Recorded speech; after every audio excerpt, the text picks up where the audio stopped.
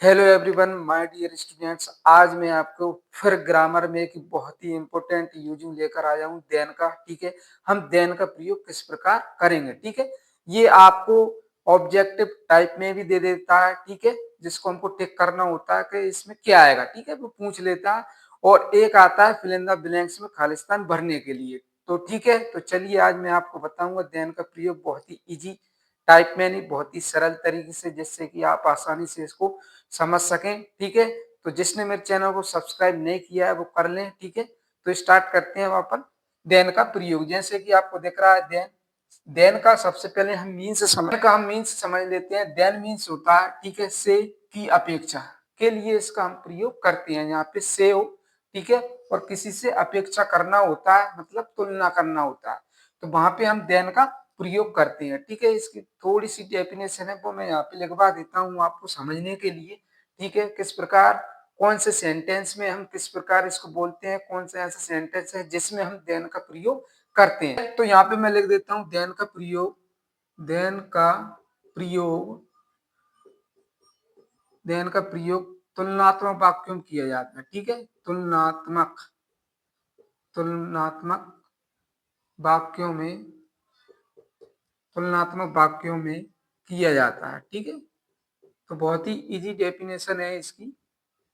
ठीक है, video skip नहीं करना, पूरा देखना, तब यही समझ में आएगा। ठीक है, किस तरीके से हम इसको करेंगे।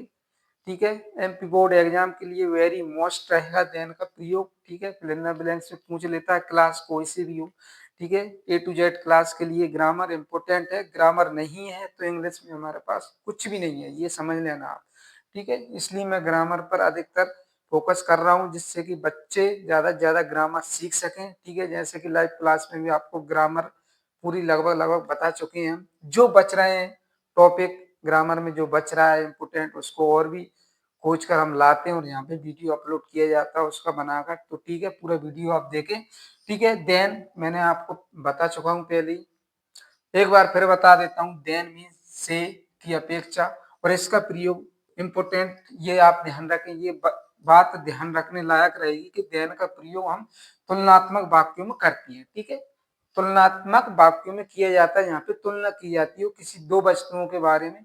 ठीक है, तो वहां जो कंपेयर होता है वहां पे हम देन का प्रयोग करते हैं। ठीक है, जैसे कि एग्जाम्पल से मैं आपको समझाने की कोशिश करूंगा। ठीक है, जैसे कि एग्जाम्पल मैं यहाँ पे ले लेता हूँ, एक दो एग्जाम्पल आपके लिए बताऊंगा, जिससे कि आपको बहुत ही आसानी से समझ में आ जाए। जैसे कि ही स्पीक्स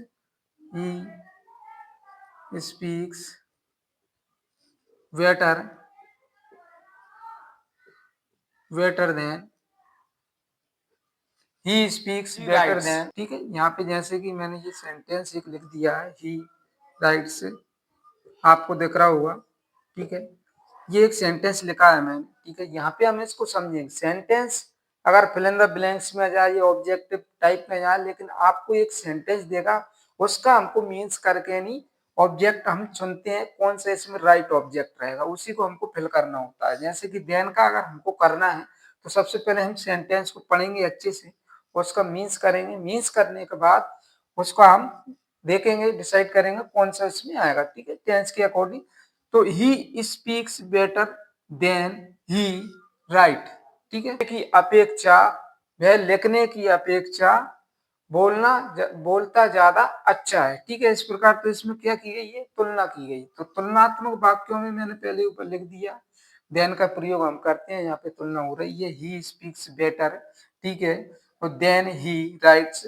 ठीक है, यहाँ पे वह लिखने की अपेक्षा बोलता ज्यादा अच्छा है। इसलिए से हो रही, योर फादर इज ओल्डर, तुम्हारे पिताजी मेरे पिताजी से। ठीक है, तो यहाँ पे मैंने बोला आपको से के लिए भी हम देन का प्रयोग करते हैं। से इसमें यूज हो रहा है, लेकिन इसमें तुलनात्मक का तुलना भी की जा रही है, इसलिए यहाँ पे देन का प्रयोग किया गया दोनों। ठीक है, से का भी इसमें प्रयोग किया जा रहा है। Your father is older than my father, तो तुम्हारे पिताजी मेरे पिताजी से उम्र में बड़े हैं। ठीक है, तुलना जहाँ पे की जाती है वहां पे हम देन का प्रयोग करेंगे। ठीक है, से के लिए की अपेक्षा तुलनात्मक वाक्यों में हम देन का प्रयोग करते हैं। ठीक है, वीडियो अगर थोड़ा सा भी अगर अच्छा लगा हो तो प्लीज सब्सक्राइब कर लेना, जिसने नहीं किया है।